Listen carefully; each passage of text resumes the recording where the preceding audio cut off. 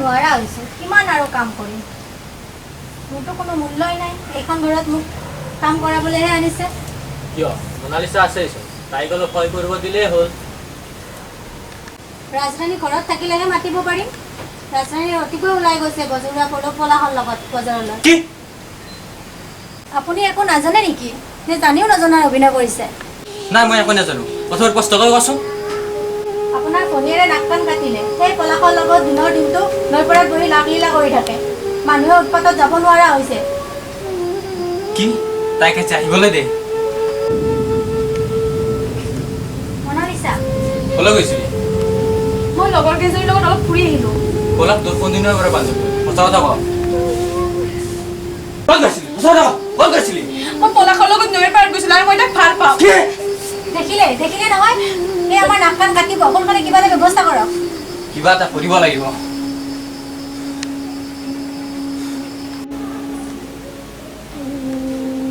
Sir কিবা খালি আপুনি আমাৰ ঘৰটো কেনেকুৱা ভালে খালে বহুত ভাল লাগিছে জানো মই ভালদৰে আপোনাক চতুৱা কৰিব নোৱাৰিম নাই তেনেকুৱা ছাৰ আপুনি মনত কৰিবলৈ চেষ্টা কৰক মই তোমাৰ কামটো আজিয়ে কৰি দিব পাৰোঁ কিন্তু তাৰ বিনিময়ত তুমি মোক কিবা এটা দিব লাগিব কি দিব লাগিব ছাৰ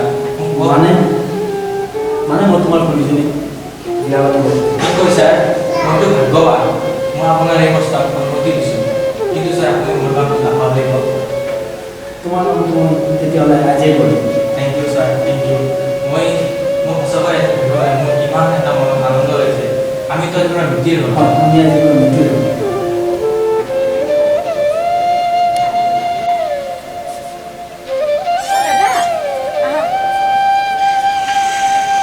কচোন তোৰ লগত অলপ কথা আছে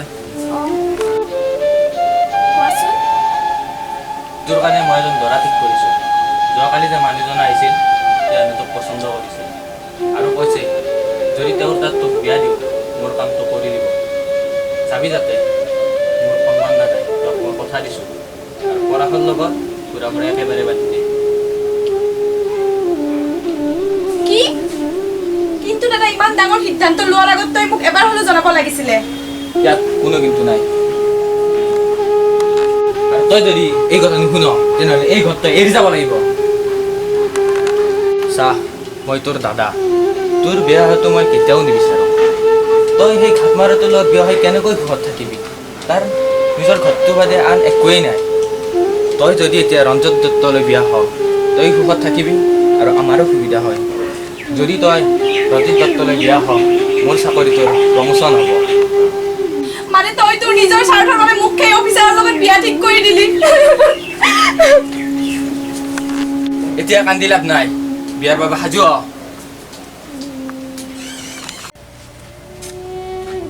না না না না না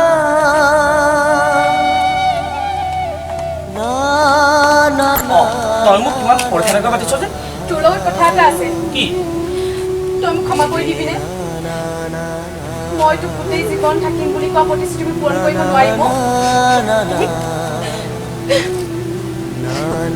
মানে দাদাই মোৰ বিয়া ঠিক কৰিছে আজিৰ পৰা তোক মই আৰু লগ কৰিব নোৱাৰিম পাৰিলে তই মোক ক্ষমা কৰি দিবি পাৰিলে তই মোক ক্ষমা কৰি দিবি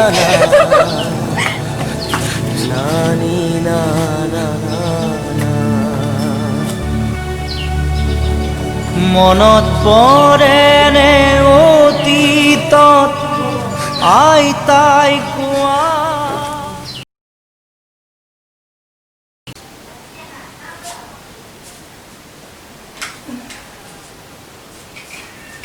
কি কৰি আছা নাই অলপ চাফা কৰি আছো বহা কথা আছে কি হ'ল কওকচোন তুমিতো জানাই সিদিনা আমাক ডক্টৰে কৈছে তোমাৰ সন্তান জন্ম দিয়া ক্ষমতা এবাৰেই আছে গতিকে তুমি যাতে ল'ৰা সন্তান জন্ম দিয়া মই কেনেকৈ ক'ব পাৰিম যে মোৰ গৰ্ভত থকা সন্তানটো ল'ৰাই হ'ব ছোৱালীওতো হ'ব পাৰে মনে থাক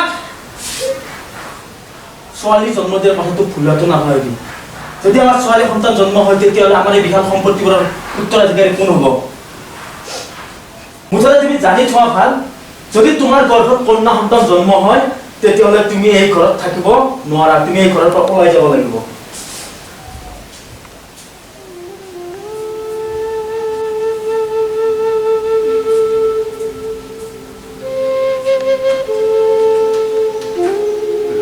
ইমান কোৱাৰ পিছতো তই এটা ল'ৰা সন্তান জন্ম দিব নোৱাৰিলি। মোৰ সকলোবোৰ সপোন সপোন হৈয়ে থাকিব। এতিয়া এই ছোৱালীটো অতি সোনকালে মোৰ চকুৰ আগৰ পৰা আঁতৰ কৰ, নহ'লে কিন্তু ময়ে এইক মাৰি পেলাম। মই এইকেইটা ক'ত থম? মোক কেইদিনমান সময় দিয়ক আপোনাৰ। মই ভৰি ধৰিছোঁ আপোনাৰ। মই ভৰি ধৰিছোঁ। মই তোমাক 2 দিন সময় দিম। 2 দিনৰ ভিতৰত তুমি এই ছোৱালীটো ক'ত নিয়া ক'ত থোৱা, মুঠতে এই মোৰ চকুৰ আগৰ পৰা আঁতৰ কৰা, ঠিক আছে?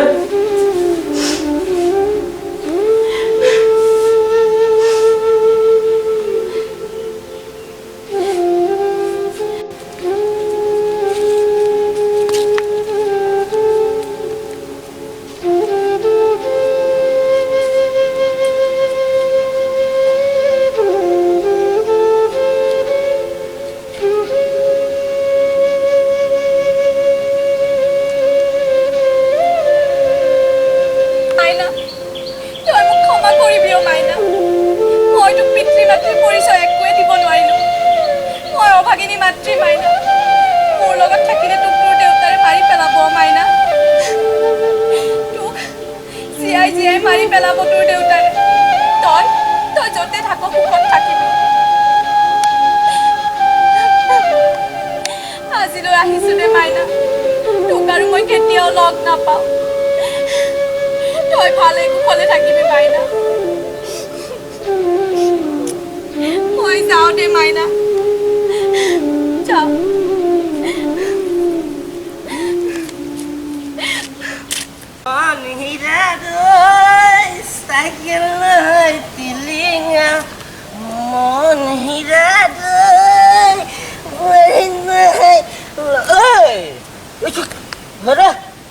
কেঁচুৱা দেখোন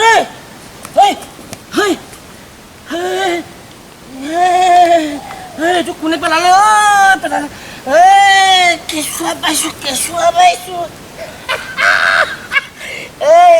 এই ছোৱালী ছোৱালী পাইছো, ছোৱালী ছোৱালী। এই ক'ৰ ছোৱালী?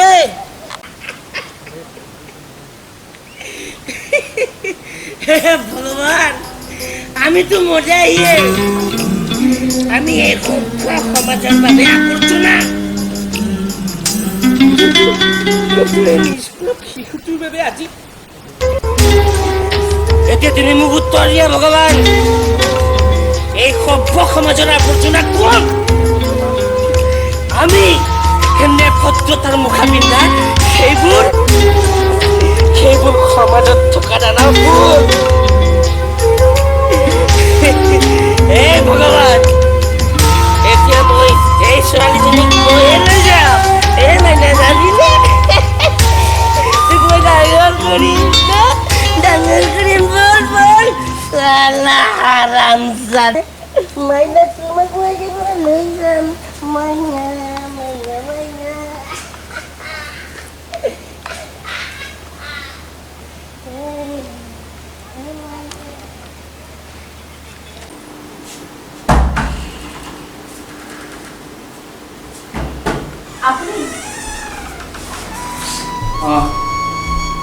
আপুনি আজি ইমান সোনকালে আহিলে যে?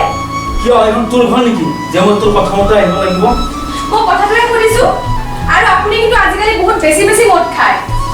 মোক ধমক দি কথা কৈছা যে? এখন তোৰ ঘৰ নেকি? ঘৰত বহিবলৈ খাব পাৰিছ তো, সেইকাৰণে তেওঁ বাঢ়ি গৈছে।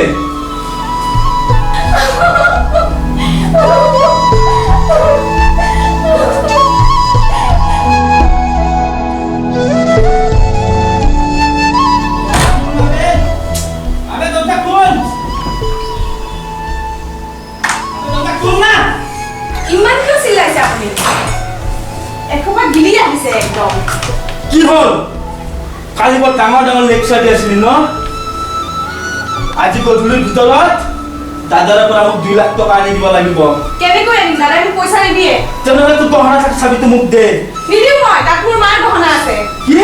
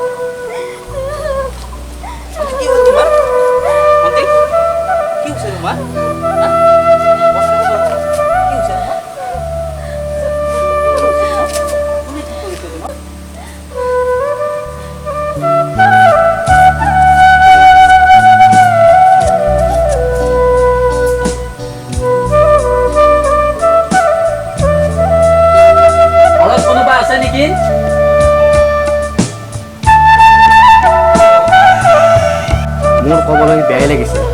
মানে এওঁ কোনোবা দুৰ্বৃত্তই ধৰ্ষণ কৰি বাটত পেলাই থৈ গ'ল। এতিয়া মই আও দিয়ক। মানুহজনে কৈ গ'ল কথাবোৰ সঁচা নেকি? হয়, মোক ধৰ্ষণ কৰিছে। হয়তো আজিৰ পৰা এই সমাজখন বা এই ঘৰখনত কোনো গুৰুত্ব নাই মোৰ, কিন্তু এই সমাজখনলৈ মোৰ এটাই প্ৰশ্ন, ভদ্ৰতাৰ মুখাপিন্ধা সেই নিকৃষ্ট মানসিকতাৰ মানুহবিলাকেহে মোক ধৰ্ষণ কৰিছে। কিয় এই নিকৃষ্ট মানুহবিলাকে কৰা ভুলৰ শাস্তি মই পাব লগা হ'ল? কিয় আজি এই ঘৰখনত মোৰ স্থান নোহোৱা হ'ল? আজিও কিয় সমাজত মানুহে ঘৃণাৰ চকুৰে চাই এজন ধৰ্ষিতা নাৰী? কিয় কিয় এই সমাজত আজিও এজনী ধৰ্ষণ হোৱা নাৰীক ঘৃণাৰ চকুৰে চাই? কিয় দাদা, কিয়? এতিয়া মই যাওঁগৈ। এইখন ঘৰত থাকি আৰু তহঁতৰ সন্মান লাঘৱ নকৰো। মই যাওঁ দাদা। কিন্তু তই এতিয়া যাবি ক'ত? ইমান ঘটনা হোৱাৰ পিছতো ভগৱানে যেতিয়া মোক জীয়াই থাকিবলৈ দিছে, নিশ্চয় ভগৱানে মোৰ বাবে ক'ৰবাত কিবা ব্যৱস্থা কৰি থৈছে। মই যাওঁ দাদা, তহঁতে ভালকে থাকিবি।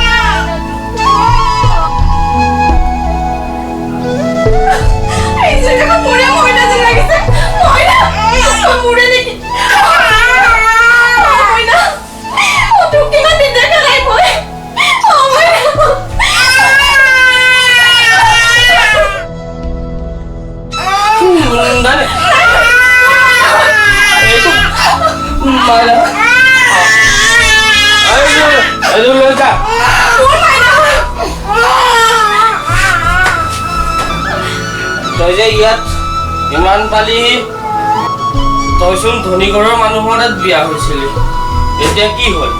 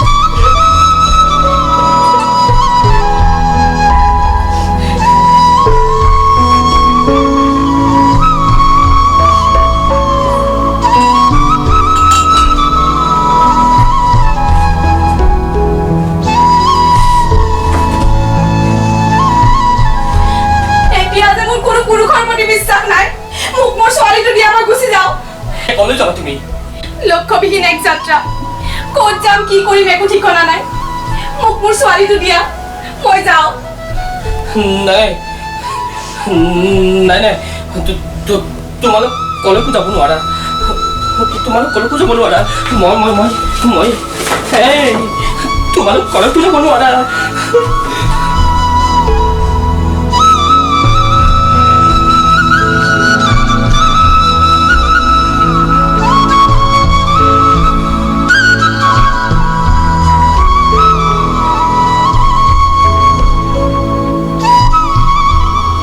এইখন লোৱা।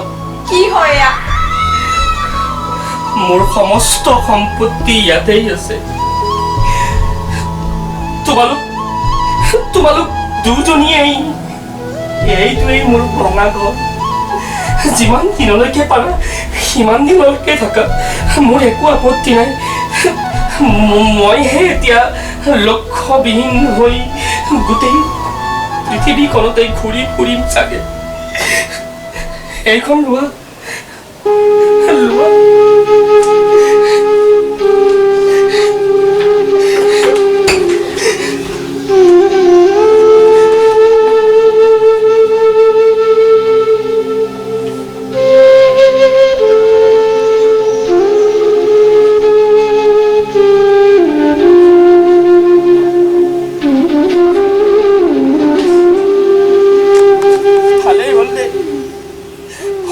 ছোৱালীজনীৰ নামৰ পৰা জাৰজ সন্তান নামটো নাইকিয়া হ'ল।